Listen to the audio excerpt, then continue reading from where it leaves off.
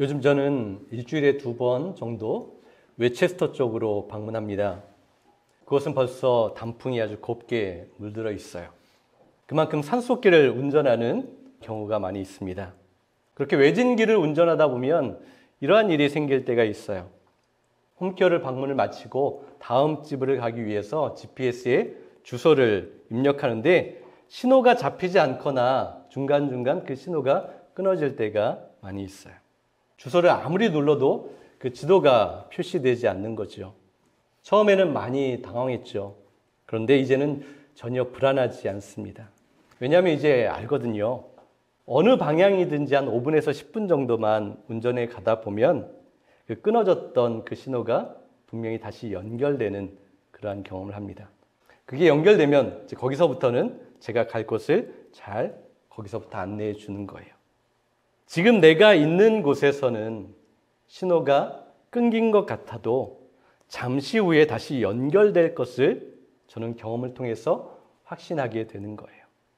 여러분, 우리 믿음의 여정도 이와 같습니다. 때로는 우리 인생의 신호가 끊어진 것 같은 그러한 경험을 할 때가 많이 있어요. 길이 막히고 앞이 보이지 않고 기도의 응답이 더디고 하나님의 침묵이 길어질 때 우리는 이렇게 탄식하게 됩니다. 하나님 지금 어디 계십니까? 라고 묻게 되지요. 히브리서 11장 1절을 한번 보세요. 믿음은 바라는 것들의 확신이요 보이지 않는 것들의 증거입니다. 여러분, 믿음은 신호가 보이지 않아도 그 믿음의 방향을 잃지 않는 거예요. 하나님께서 우리에게 허락하신 은혜가 있다라는 것을 잊지 않고 보이지 않아도 믿는 것이 진정한 신앙이라고 우리에게 말씀하십니다. 하나님이 침묵하시는 것 같은 그런 때가 있어요.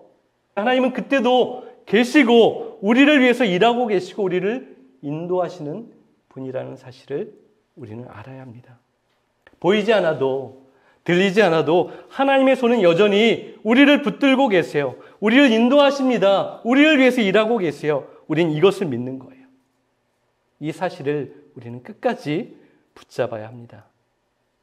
2장에서 룻은 보아스의 밭에서 하루 종일 보리 이삭을 주었어요.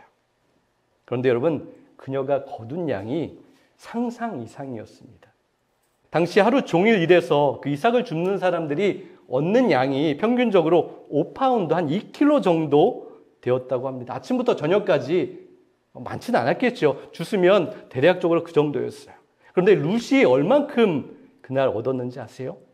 30파운드, 약 13kg에서 15kg의 그 이삭을 털어보니까 그것을 얻은 거예요. 평균의 6배 이상을 그녀는 얻게 되었습니다. 룻이 하나님께 믿음으로 은혜를 구하며 나아갔을 때 하나님께서 상상하지 못했던 그런 놀라운 축복으로 그녀의 믿음의 확실한 증거를 보여주신 거예요.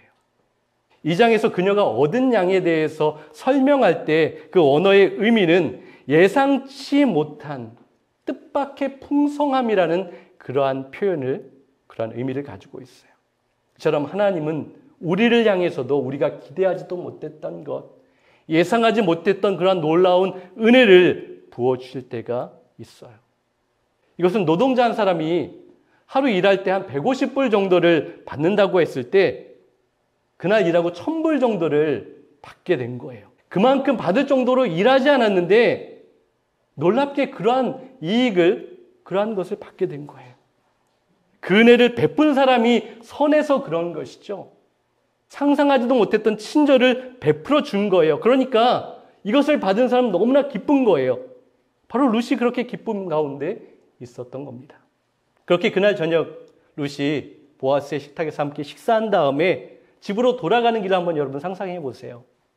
하루 종일 허리를 숙이면서 일을 했을 거예요. 그러니까 허리도 아프고 팔다리 다 아팠을 거예요. 굉장히 피곤했을 겁니다. 그런데 여러분, 우리가 상상해 볼 수 있죠? 그 집으로 가는 길이 너무나 기뻤을 거예요.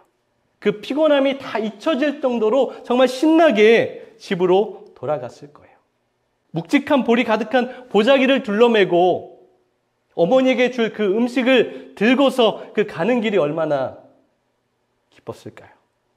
아마 하나님을 찬양하는 그 콧노래가 아마 흘러나왔을 거예요. 시어머니 나오미가 얼마나 내 모습을 보고 이 가져가는 것을 보면서 얼마나 기뻐할까라는 그러한 기대도 했을 거예요. 집에 도착했을 때 그녀가 생각했던 것처럼 낙심하고 힘이 없었던 나오미는 깜짝 놀랐습니다. 그것을 보고 갑자기 나오미가 생기가 도는 거예요. 힘이 났어요. 그러면서 기대하지 않았던 거잖아요. 자기가 생각했던 것보다 그 이상의 것들을 그 며느리가 들고 오는 거 보면서 갑자기 너무 놀랐어요. 힘이 자기도 모르게 샘솟고 다시 한번 회복되는 그러한 일이 일어난 거예요. 그러면서 어떻게 하죠? 여러분 성경 공부 때 배웠죠. 룻에게 속사포처럼 막 물어보는 거예요. 너 어디 갔었니? 어떻게 이렇게 많이 주웠니? 어떤 밭에서 일한 거야? 그 사람에게 복이 임했으면 좋겠다라고 하면서 생기가 돌면서 그렇게 말을 쏟아내고 있어요. 여러분 주님께서는 우리에게도 기대하지 못했던 은혜를 주실 때가 분명히 있어요. 현실적인 문제 가운데서 우리가 생각하지 못했던 그 문제를 해결하고 실질적인 도움을 통하여서 우리에게 은혜를 베풀어 주실 때가 있어요. 그 은혜를 통해서 우리에게 말씀하시는 거예요. 너를 돌볼 거야. 내가 너를 책임진다. 그 메시지를 우리에게 주시고 계시는 것이죠. 여러분 보이지 않아도 들리지 않아도 하나님은 언제나 우리를 붙들어 주십니다. 신호가 끊긴 그 자리에서 다시 한번 새로운 길을, 새로운 문을 열어주시는 거예요. 그 은혜를 그것을 통하여서 받게 하십니다. 하나님의 인도하심과 돌보심의 그 놀라운 역사, 롯을 통해서 나타나신 그 증거를 나오미가 보니까 다시 한번 나오미가 영적으로 회복하는 그러한 일이 일어났어요. 그녀의 삶의 부분이 채워지니까 영적인 부분도 회복되는 놀라운 역사가 일어나요. 세상적인 시선이라고 할 수 있을지 모르겠지만 그랬어요. 며느리가 돈을 많이 가지고 오니까 그것을 보면서 힘이 나면서 영적으로도 회복되는 그러한 일이 나오미에게 있었던 거예요. 나오미가 어땠어요? 굉장히 절망하고 낙심했었잖아요. 아무 힘이 없이 늘어져 있었는데 하나님께서 허락하신 놀라운 은혜가 그 소득을 통하여서 재정적인 체험을 보면서 그 뒤에 일하시는 분을 보게 되는 거예요. 거기서 힘을 얻습니다. 여러분 하나님은 우리의 영적인 부분만을 강조하시고 책임지시는 것이 아니라 하나님은 그것을 초월하시는 분이세요. 그분은 우리의 삶을 통전적으로 온전한 부분으로 회복하시기를 원하시는 분이십니다. 우리의 영적인 부분이 건강하고 올바르게 세워지도록 축복하시면서도 우리의 삶의 자리에서 현실적으로 필요한 것, 이 땅 가운데 살아가면서 우리에게 필요한 것들이 있잖아요. 그것을 채워주시면서 우리의 삶을 온전하게 만들어 가시는 분이신 거예요. 이 땅에서 필요한 것도 시기적절하게 우리에게 필요한 만큼 그렇게 주시는 분이십니다. 그때 우리는 여러분도 그랬을 거예요. 나오미처럼 그랬던 적 많이 있을 거예요. 나의 현실적인 것이 채워지면 기쁨이 샘솟으면서 하나님 향한 감사의 고백도 나타나게 되는 것이죠. 1절을 보세요. 시어머니 나오미가 룻에게 말하였다. 얘야, 내가 행복하게 살 만한 안락한 가정을 내가 찾아보아야 하겠다. 나오미가 회복되니까 하나님의 은혜의 역사 가운데로 나오미가 적극적으로 들어가서 행동을 하게 됩니다. 여기 보면 안식, 안락한 가정이라고 표현하고 있는데 이것은 단순히 룻에게 편하고 좋은 상황을 만들어주는 것, 그것만을 의미하는 것이 아니에요. 그 깊은 의미는 삶의 제자리를 찾아가는 안정된 상태를 의미하고 있습니다. 그것이 진정한 안식이고 안락한 거예요. 그냥 며느리 룻을 재혼을 시켜서 가정을 꾸리는 차원을 말하는 것이 아니라 하나님께서 처음부터 가지고 계셨던 인간들을 향한 하나님의 계획의 자리로 회복하는 것을 의미하고 있는 거예요. 이것은 나오미의 믿음의 결단이었고 고백이었습니다. 이렇게 말하고 있는 거예요. 사랑하는 딸아, 이제 너의 삶이 다시 제자리를 찾도록 하나님께서 예비하신 길을 함께 찾아보자. 함께 그렇게 행동하자라고 그렇게 나오미는 믿음의 고백을 하고 있어요. 낙심하고 움츠렸던 나오미를 그는 이제 눈을 들어서 하나님의 역사 가운데로 들어가서 하나님의 일들을 실천하고 행동하고 있습니다. 하나님의 섭리를 보는 그런 믿음의 사람으로 변화되어 가고 있는 거예요. 그녀는 여전히 가난합니다. 상황이 그렇게 좋지는 않아요. 그러나 믿음의 시선을 들어서 하나님께서 지금 우리 가정 가운데 또한 나의 며느리에게 행하시는 하나님의 그 역사를 보는 거예요. 여러분, 신앙은 현실을 부정하는 것이 아닙니다. 현실을 원망만 하는 것도 아닌 거예요. 우리 삶의 한 자리에서 하나님께서 어떻게 일하시고 역사하시는 것을 우리의 믿음의 눈으로 바라보는 것, 그것이 진정 신앙인의 삶인 거예요. 여러분, 하나님께서 지금 이 시간도 우리 가정 가운데, 우리 공동체 가운데, 우리 일터 가운데, 우리 교회 가운데 여전히 일하고 계시는 것을 우리는 영적인 눈을 크게 열어서 찾아내고 발견할 수 있어야 하는 거예요. 그것을 보는 눈이 우리에게 회복되어야 합니다. 나오미가 룻에게 말합니다. 너는 목욕을 하고 향수를 바르고 고운 옷으로 몸을 단장하고서 타작 마당으로 내려가거라. 여러분, 지금 이 말이 나오미가 며느리에게 하는 말입니다. 며느리에게 시어머니가 하는 말이라고는 좀 맞지 않은 것 같아요. 이상하고 이해되지 않죠? 지금 나오미가 하는 말은 자기의 친딸에게 하는 말처럼 들립니다. 사랑하고 아끼는 딸에게 좋은 배우자, 아름다운 가정을 만나게 하고자 하는 그러한 마음이 나오미에게 보이고 있는 거예요. 그래서 며느리가 아니라 자신의 딸을 최고로 아름답게 지금 꾸며주고 있는 거예요. 가진 옷 중에 가장 아름다운 옷을 입히고 머리카락을 단정하게 빗기고 좋은 향수를 발라줘서 아름다운 모습으로 만들어주고 있어요. 사랑하는 딸을 축복하는 그 진심이 담겨있는 행동입니다. 여러분, 룻기에서는 이 헤세드라는 그런 히브리 언어가 그 중심을 관통하고 있어요. 이 단어를 우리가 잘 이해해야 합니다. 이 헤세드는 은혜, 자비, 친절, 환대라는 의미를 가지고 있어요. 서로에게 베푸는 이 헤세드의 사랑이 기록되고 있습니다. 모압에서 떠나올 때 먼저 룻이 그 시어머니를 향한 그 헤세드, 사랑을 베풀고 실천합니다. 거기에서 시어머니가 아니라 그 떠나오는 길에 나오미를 자신의 친엄마처럼 여기겠다는 그러한 사랑의 헌신을 하고 있는 거예요. 그녀는 모압에 남아서 새로운 가정을 꾸려도 괜찮습니다. 그 정도만 해도 충분히 자기의 역할을 감당하고 할 만큼 하는 거예요. 그런데 룻은 어떻게 했죠? 이제 살 어떠한 방법이 없는 시어머니를 따라서 끝까지 가고 있어요. 붙잡고 놓지 않습니다.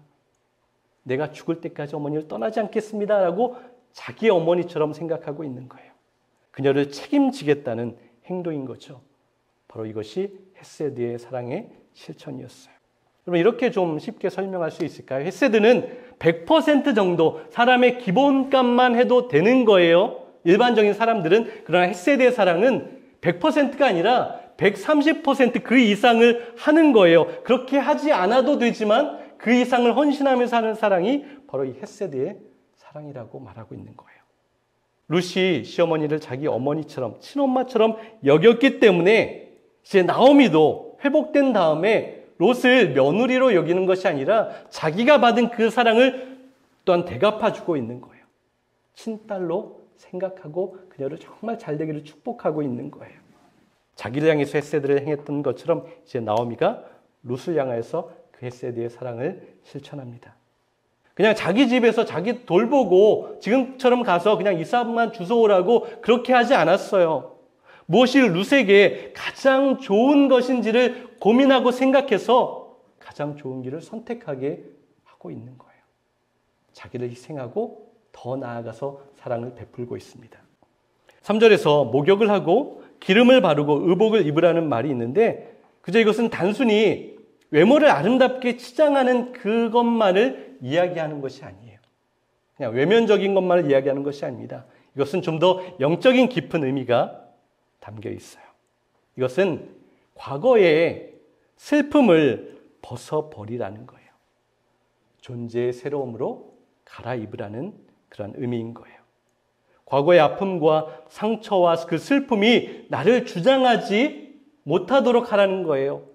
나오미와 룻은 얼마나 과거에 아픈 상처들이 있었습니까? 거기에 묶여 있을 수도 있었어요. 그런데 옷을 새롭게 갈아입으라는 것은 그 아픔에서, 그 상처에서 벗어나서 하나님께서 열어가시는 새로운 그 은혜를 받아들이라. 그런 의미를 담고 있는 거예요. 여러분, 혹시 우리도 여전히 애통의 옷을 입고 과거의 자리에 앉아 있지는 않습니까? 그 과거의 삶에 살아가고 있지는 않습니까? 과거의 상처와 죄악된 모습과 부족한 모습으로 거기에 묶여서 머물고 있지는 않습니까? 이제 그 옷을 벗어버리고 새 옷을 입으라고 하시는 거예요. 슬픔과 낙심을 벗어나서 새로운 소망으로 나아오라고 하나님께서 우리에게 초대하시는 거예요. 성경에서 옷을 바꿔 입는 것은 신분의 완전한 변화를 의미합니다. 새로운 시작을 뜻하는 거예요. 즉 애통, 슬픔의 옷을 벗어버리고 기쁨과 감사와 정결함의 삶으로 나아가라고 우리에게 말씀하십니다. 그래서 이사야서 61장 3절의 말씀처럼 이렇게 기록하고 있어요. 한번 같이 읽어볼까요? 슬픔을 대신하여 기쁨의 기름을, 근심을 대신하여 찬송의 옷을 입히시리라. 그리고 10절에 보면 이렇게 고백합니다. 한번 같이 읽어볼까요? 그가 구원의 옷으로 내게 입히시며 공의의 겉옷으로 내게 더하셨습니다. 여러분, 이 말씀이 우리를 위로합니다. 하나님은 죄와 수치로 찢겨져 있는 그 너덜너덜한 그런 옷을 입고 있었던 우리에게 구원의 옷을 입히시는 거예요. 그것을 다 벗어버리게 하시고 공의의 겉옷을 입혀주십니다. 우리의 과거의 상처를 다 싸매시고 우리의 부끄러움을 대신 지신 그리스도의 은혜로 우리를 새롭게 살아가게 하시는 거예요. 그래서 우리는 과거에 묶여있지 않습니다. 그렇게 룻이 새 옷을 갈아입는 순간 그녀는 하나님의 공동체에 들어갈 수 없었던 이방 여인이었어요. 특별히 모압 사람들은 하나님의 그 공동체에 들어갈 수 없다고 성경에 기록되어 있었는데 그 옷을 갈아입는 순간 그 자격 없는 여인이 하나님의 공동체 한 일원이 되는 놀라운 축복이 일어났어요. 예전에는 남편을 잃고 손가락질과 동정을 받는 그러한 여인이었는데, 그러한 과부였는데 하나님의 섭리 가운데 믿음으로 나아갔더니 새로운 인생을 써 나아가는 하나님의 주인공이 되었습니다. 그렇게 세워져 가는 거예요. 여러분, 우리도 역시 그렇습니다.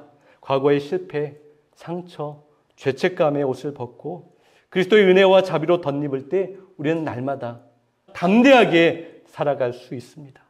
룻은 나오미가 말한 것을 그대로 따랐어요. 순종했습니다. 내 딸아, 내가 너를 위하여 안식할 곳을 찾아주리니 보아스의 발치에 누우라라고 나오미가 룻에게 말했어요.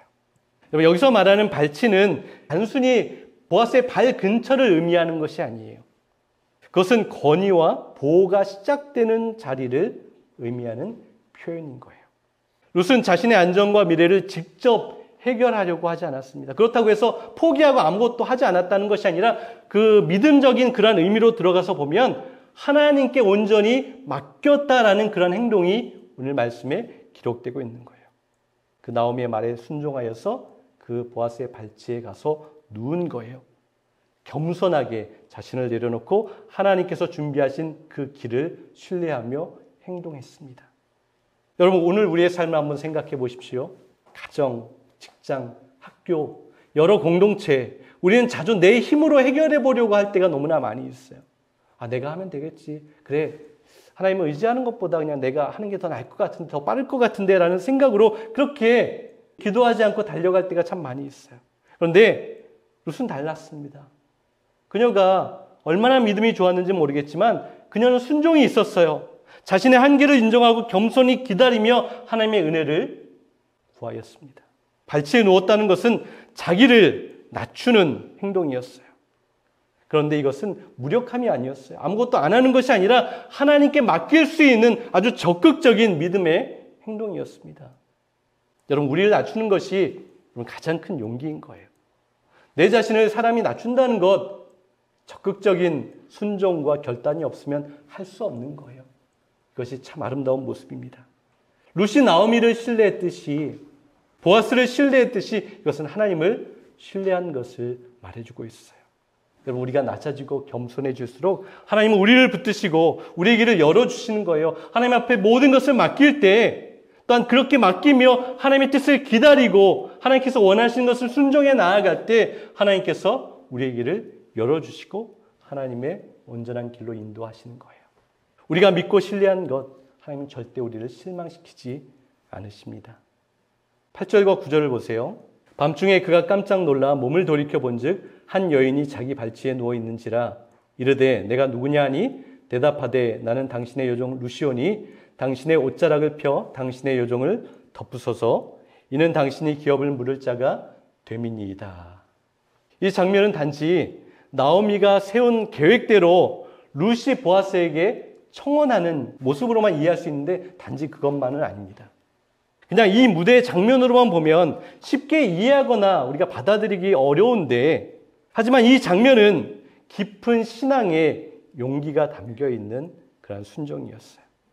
당신의 그 옷자락으로 나를 덮으소서라는 그 원어의 의미는 당신의 날개로 나를 품으소서라는 그러한 의미인 거예요.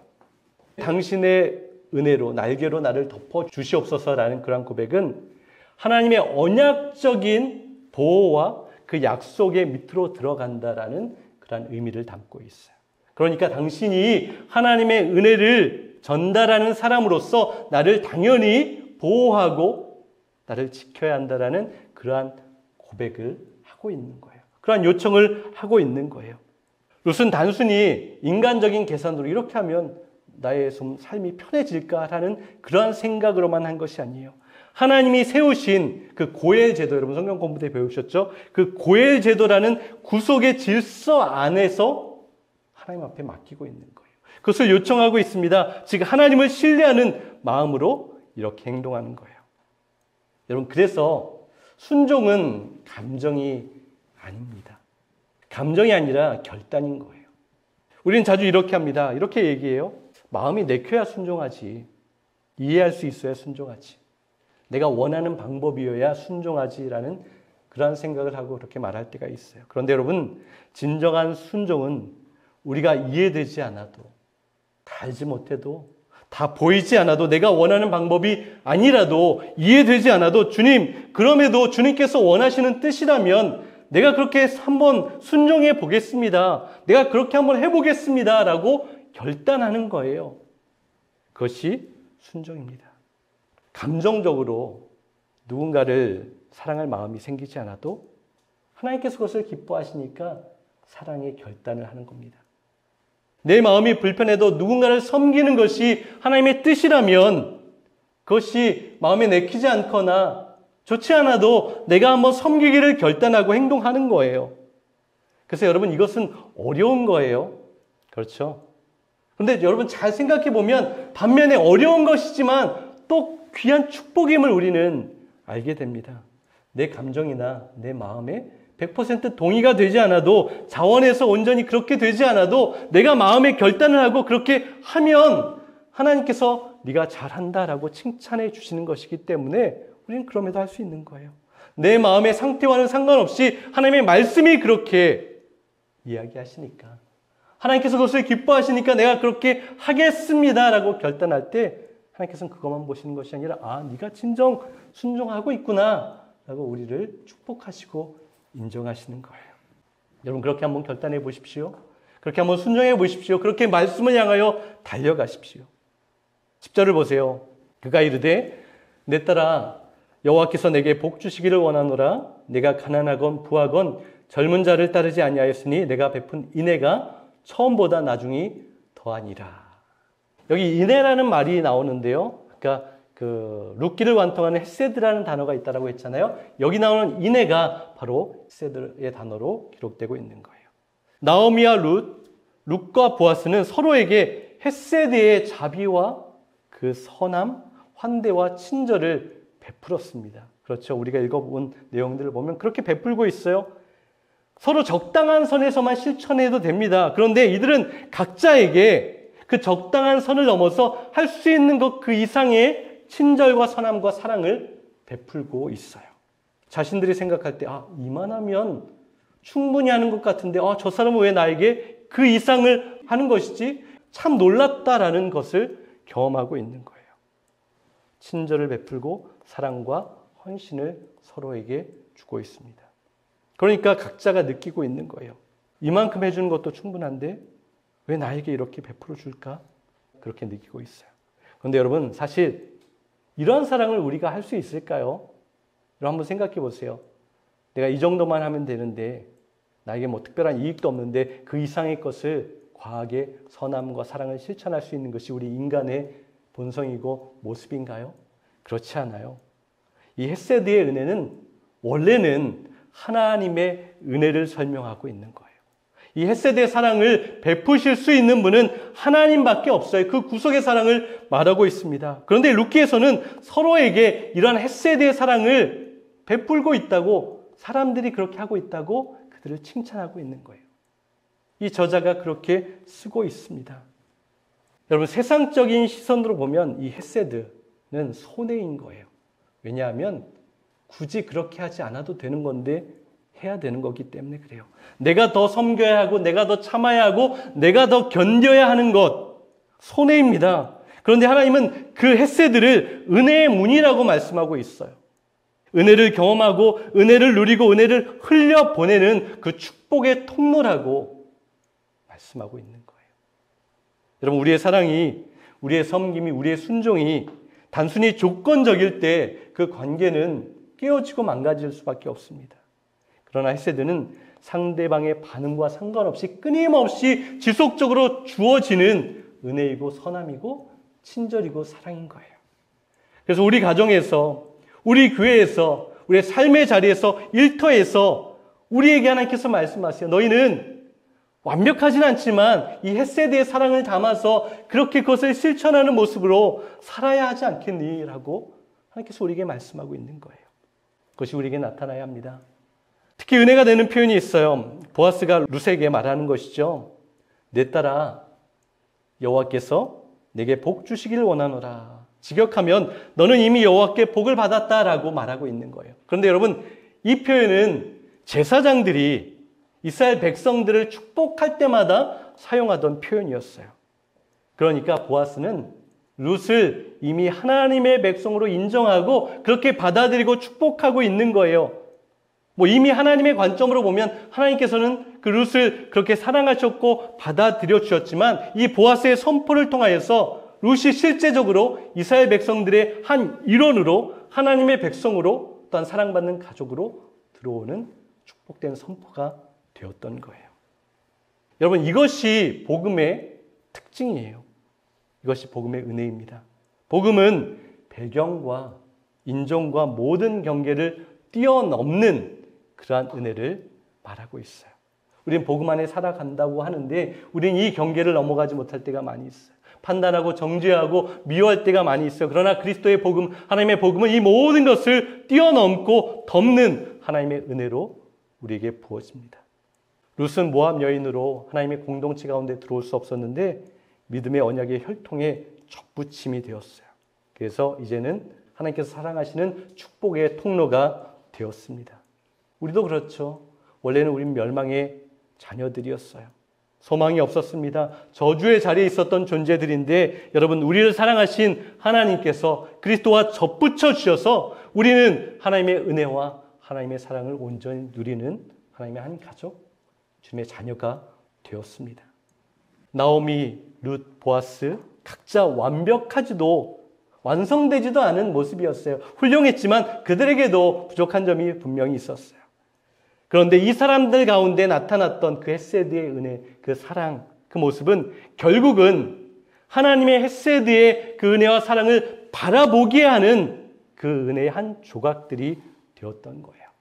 그들을 통해서 하나님의 사랑과 하나님의 은혜가 얼마나 크신지를 그들을 보면서 샘플로 보게 되는 거죠.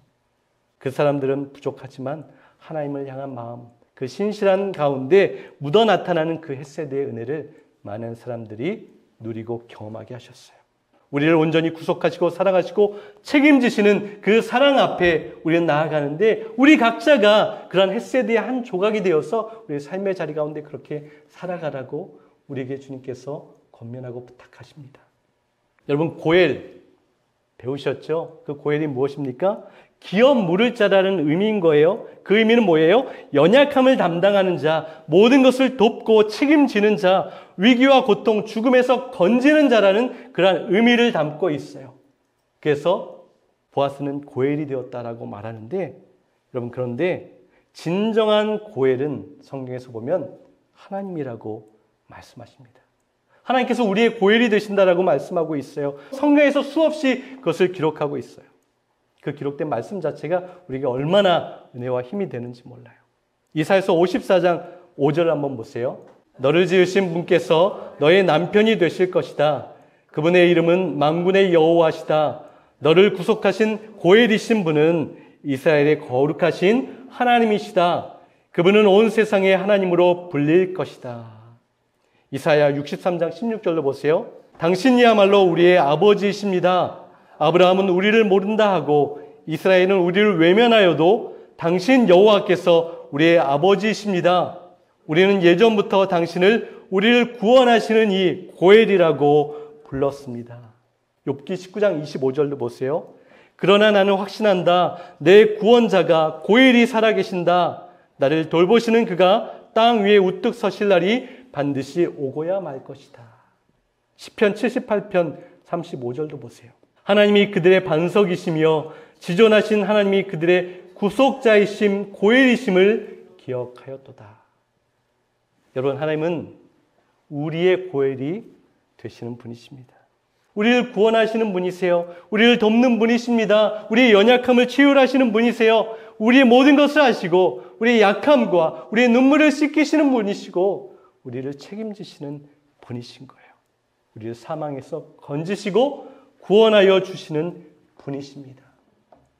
여러분, 그 하나님이 지금 어떤 일을 하시는지 한번 보세요. 18절을 보십시오. 내 딸아, 이 사건이 어떻게 될지 알기까지 앉아있으라. 그 사람이 오늘 이 일을 성취하기 전까지 쉬지 아니하리라 하니라. 이 말씀은 단순히 보아스의 행동을 말하는 것이 아니에요. 보아스를 통해서 보이는 하나님께서 지금 무엇을 하고 계시는지를 우리에게 말씀합니다.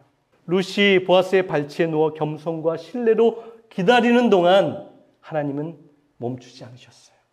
하나님이 쉬지 않고 일하셨습니다. 하나님의 일하심은 우리 사람의 눈에는 보이지 않지만 쉬지 않고 역사하셨어요. 우리는 조급해하고 답답해하고 걱정하지만 그 가운데서 하나님은 지금도 우리를 위해서 역사를 이루어 가십니다. 오늘날 우리의 삶도 마찬가지입니다.